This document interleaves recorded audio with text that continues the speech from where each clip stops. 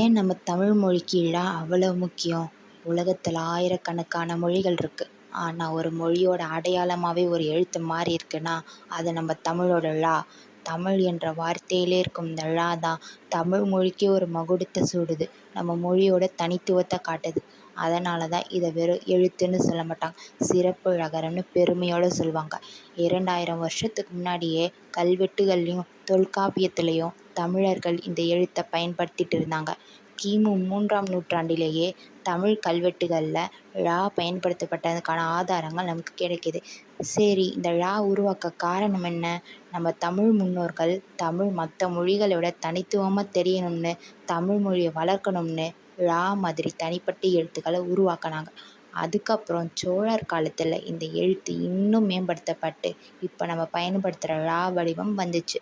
அழகு, மகிழ்ச்சி, மழலை, யாழி இப்படி தமிழில் இருக்கிற ரொம்ப அழகான வார்த்தைகளோட இதயமாக ழ இருக்குது. 2000 ஆண்டுகள் கடந்தும் நம்ம வாழ்க்கையில் வாழ்ந்து கொண்டிருக்கும் ழ வெறும் ஒரு எழுத்து கிடையாது. அது நம்ம தமிழோட அடையாளம், நம்ம தமிழோட பெருமை.